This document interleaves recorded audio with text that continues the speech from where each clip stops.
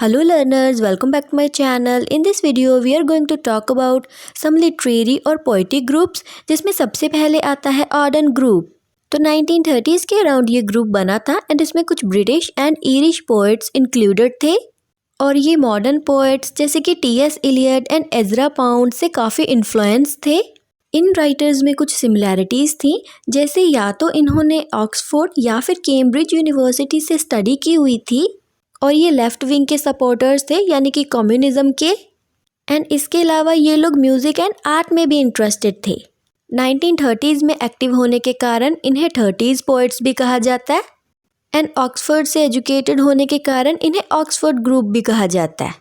इस ग्रुप के main members हैं Winston Hugh Auden, Christopher Isherwood, Stephen Spender, Cecil Day Lewis, Louis MacNeice and इनके अलावा Edward Upward and Rex Warner को भी इसमें शामिल कर लिया जाता है। W.H. ऑर्डन इस ग्रुप के सबसे मेन राइटर हैं, इसीलिए इसे ऑर्डन जनरेशन के नाम से भी जाना जाता है। ऑर्डन एंड ईशरवुड ने इन प्लेस को कोलैबोरेशन से लिखा था एंड ऑर्डन एंड मैकनीस ने एक ट्रैवल बुक के लिए कोलैबोरेट किया था। इसके अलावा डे लुइस ने अपनी ऑटोबायोग्राफी द बरीड डे में ऑर्डन, मैकनीस एंड स्पेंडर को मेंशन किया है। इनके अलावा एक और पोएटिक ग्रुप तब प्रेवलेंट था जिसका नाम था पाइलैंड पोएट्स। इसमें 4 पहले वाले लेफ्ट विंग पोएट्स इंक्लूडेड थे जैसे कि Auden, Louis MacNeice, Cecil Day Lewis and Stephen Spender. ये लोग सोशलिज्म में यकीन रखते थे, मींस ये कैपिटलिज्म एंड प्राइवेटाइजेशन के अगेंस्ट थे।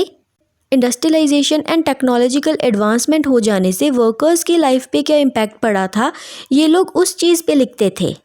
1933 में स्टीफन स्पेंडर की एक पोम पब्लिश हुई थी द पाइलन्स एंड ये नाम इसी से पड़ा है एंड पाइलन्स बोलते हैं इन्हें।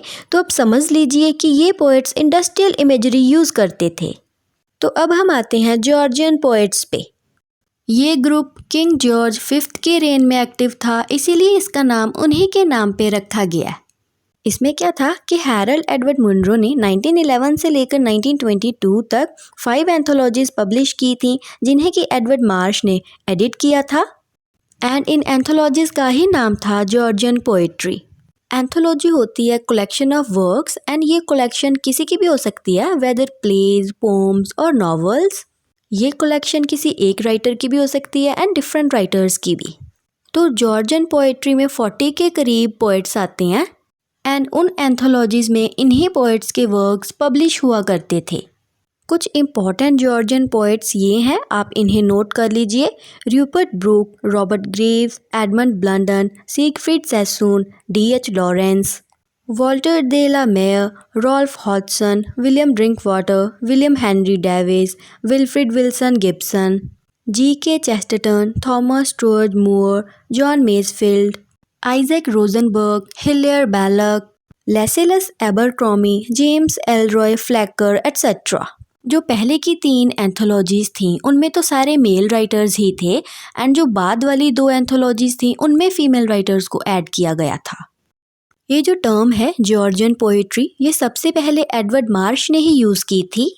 Georgian poets romanticism and modernism के बीच में आते हैं एंड इनके सब्जेक्ट मैटर होते हैं जैसे नेचर, रूरल लाइफ।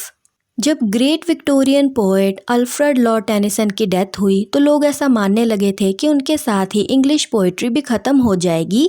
तो जॉर्जियन पोएट्स इंग्लिश पोएट्री को रिवाइव करना चाहते थे एंड साथ ही वो लोगों का पोएट्री में इंटरेस्ट रीबिल्ड करना चाहते थे। इसीलिए ये पोएट्स सिंपल लैंग्वेज के अलावा simple imagery and rhyme scheme use करते थे। तो अब नेक्स्ट हैं वॉर पोएट्स। वैसे तो वॉर पोएट्री बहुत टाइम से लिखी जा रही है, बट वर्ल्ड वार फर्स्ट के बाद जो सोल्जर्स एंड सिविलियन सर्वाइव कर गए थे तो उन्होंने अपने एक्सपीरियंस को लिख कर बयां करना स्टार्ट किया एंड इसे ही बोलते हैं वॉर पोएट्री। ये लोग बताते थे कि वर्ल्ड वार का लोगों की ज़िंदगी पे क्या इम्पैक्ट पड़ा था, वर्ल्ड वार की मेमोरी से जो लोगों के इमोशंस एंड फीलिंग्स जुड़ी हुई हैं। इसके अलावा जो हॉरर्स इन्होंने वर्ल्ड वार के दौरान देखे, ये उन चीज़ों पे भी पोएट्री लिखते थे। इनकी पोएट्री के थीम्स होते थे जैसे कि humanity, death, desire, guilt, responsibility, loyalty, innocence, courage, compassion etcetera. अब हम बात करते हैं कुछ मेजर वॉर पोएट्स के बारे में, जिसमें सबसे पहले तो आते हैं ये जॉर्जियन पोइट्स में भी आते हैं एंड वॉर पोइट्स में भी। इनके अलावा हैं Wilfred Owen, John McCrae, Alan Seeger, William Apollinaire, August Stramm, Vera Brittain, Ivor Gurney, Christine Brooke Rose, Sidney Keyes, John Beeching and Kingsley Amis. War poets के अलावा इन्हें battlefield poets and trench poets के नाम से भी जाना जाता है। तो अब हम पढ़ते हैं लॉस्ट जनरेशन के बारे में। तो ये कुछ ऐसे अमेरिकन राइटर्स का ग्रुप था जो कि वर्ल्ड वॉर फर्स्ट के बाद अपने इस्टेब्लिश्ड वैल्यूज़ एंड कन्वेंशन से फेडअप हो चुके थे। ये इन ओल्ड कन्वेंशंस को छोड़कर new art forms and values invent करना चाहते थे एंड इसीलिए 1920s के अराउंड ये पेरिस में जाकर रहने लगे। ये कुछ यंग राइटर्स का ग्रुप था जो कि अपनी सोसाइटी को क्रिटिसाइज़ करते थे। ये अपना सब कुछ छोड़कर पेरिस में आकर रहने लगे थे, इसीलिए इनको नाम दिया गया लॉस्ट जनरेशन। ये टर्म सबसे पहले गर्ट्रूड स्टेन ने यूज़ की थी, लेकिन अर्नेस्ट हेमिंग्वे ने इसे पॉपुलर किया था। हेमिंग्वे ने अपनी novel the Sun Also Rises में लिखा था, you are all a lost generation.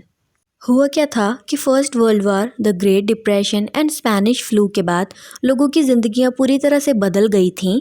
उनके जो कल्चर्स थे या वैल्यूज़ थी वो अब सब लॉस्ट हो चुकी थी, ख़त्म हो चुकी थी। लोग डिसइल्यूजन्ड थे, कंफ्यूज थे कि वो अपनी ज़िंदगी में आगे करें क्या, एंड फ्यूचर को लेकर भी अनसर्टेनिटी थी कि आगे पता नहीं क्या हो सकता है। और इन्हीं चीज़ों पे ये राइटर्स लिखा करते थे। वैसे तो ये यंग पोइट्स थे, बट इन सब हॉरर्स को देखकर ये बहुत जल्दी मैच्योर हो चुके थे, इसीलिए इन्होंने ओल्ड ट्रेडिशंस को रिजेक्ट किया। इनमें कुछ मेजर पोइट्स हैं Gertrude Stein, Sylvia Beach, Ezra Pound, टी.एस. Eliot, Ernest Hemingway, John Dos Passos, Hart Crane, F. Scott Fitzgerald, E. Cummings, William Slater Brown, Archibald MacLeish, Glenway Wescott, William Faulkner, John Steinbeck, Sherwood Anderson etcetera.